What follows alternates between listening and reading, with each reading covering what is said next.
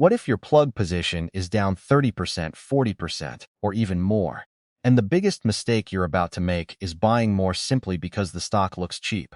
If you bought Plug Power at $4, $3.50, or even around $3, you may be looking at your portfolio right now and asking one question. How do I get my average price down? That sounds simple.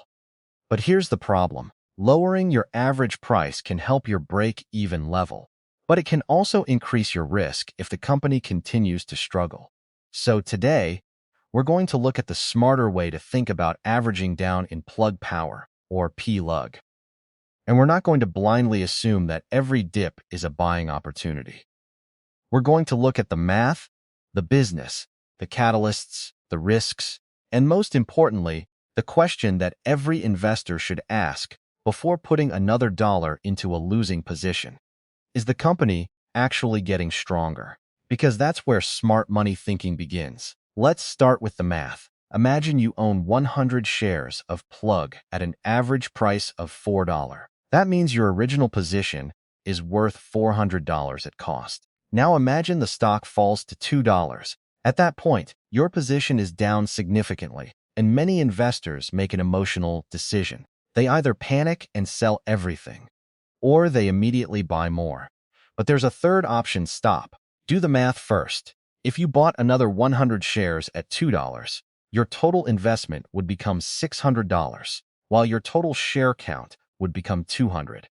Your new average price would be $3. That's a major difference. You no longer need the stock to return to $4 just to reach your original average. But here's the part investors often miss. The stock doesn't owe you a recovery. A lower average price does not make the investment safer. It simply changes the mathematical level at which your position reaches break-even. That's a huge difference. And this is exactly why averaging down should never be based on emotion. Now let's bring this back to Plug Power. As of July 2026, PLUG has been trading around the $2 area, while the stock remains far below its recent 52-week high of $4.58. On July 31, shares closed around $2.06. That means investors who bought much higher are facing a serious recovery challenge. But there is also another side to the story. Plug Power isn't standing still. The company reported first quarter 2026 revenue of $163.5 million, representing 22% year-over-year growth. Plug also reported a major improvement in gross margin compared with the same quarter a year earlier. Management has been focusing on improving margins, scaling hydrogen production, and moving toward positive EBITDA in the fourth quarter of 2026.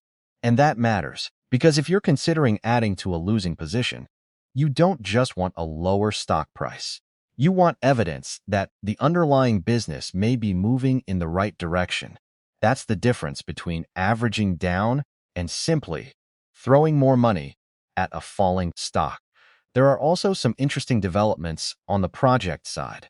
In July, Plug announced transactions involving its Graham, Texas project and the New York Gateway project with Stream Data Centers. The company said those transactions are expected to provide more than $80 million of near-term incremental liquidity as part of a broader initiative targeting more than $275 million in liquidity improvement. Plug has also announced new electrolyzer-related projects and orders, including a 50-megawatt electrolyzer order connected to Australia's Hunter Valley Renewable Hydrogen Project. So yes, there are real developments happening. But here's the question. Are those developments enough to justify buying more shares? That's where every investor has to make their own decision. Because Plug Power remains a high-risk company, revenue growth is encouraging, but growth alone doesn't guarantee profitability. Liquidity improvements are important, but liquidity is not the same thing as sustainable free cash flow.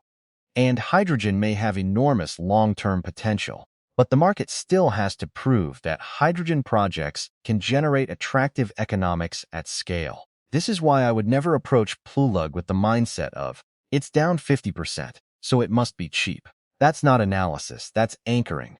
A stock can fall another 50% after already falling 50%. Instead, think in terms of scenarios. What happens if the business improves? What happens if margins continue to expand?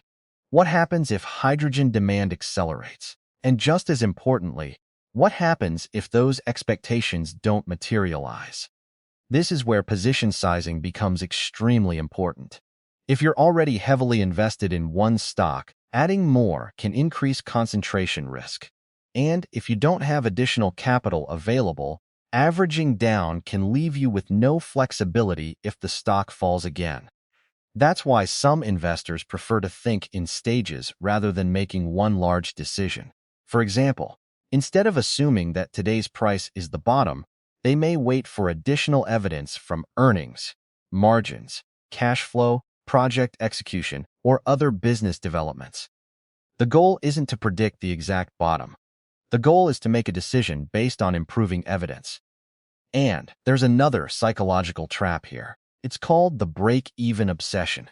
Investors sometimes hold a stock simply because they want to get back to their original purchase price. But the market doesn't care what price you paid. If you had cash today instead of owning your current shares, would you still choose to invest that money into PLUG at today's price? That's a much better question, because it forces you to evaluate the company from today's perspective instead of emotionally defending yesterday's decision. So if your average price is $4 and PLUG is around $2, don't automatically think, I need to buy enough shares to get my average down. Think, would I voluntarily buy this company today based on its current business, risks, valuation, and future potential? If the answer is yes, you can continue researching the investment. If the answer is no, lowering your average may simply increase a position you don't truly believe in. And if you're watching PLUG right now, keep your eyes on the things that actually matter: revenue margins, cash usage, liquidity, project execution, hydrogen demand, and the company's ability to move closer to sustainable profitability. Those are the numbers that can ultimately determine whether the turnaround story becomes reality. Not hype, not social media excitement, and definitely not a random price target. So here's my question for you. What is your current plug average price? Is it around $2.50, $3.50, or even higher? Drop your average price in the comments. And if you're watching from the United States, tell me this too. Are you holding PLUG for the hydrogen story? Or are you holding because you're waiting to get back to break even? Because those are two completely different investment decisions. If you found this analysis useful, hit the like button and subscribe to Smart Money Moves USA for more market analysis without the hype. Because here, we're not trying to predict the future with certainty. We're trying to understand the numbers, identify the risks, and think like smarter investors. I'll see you in the next one.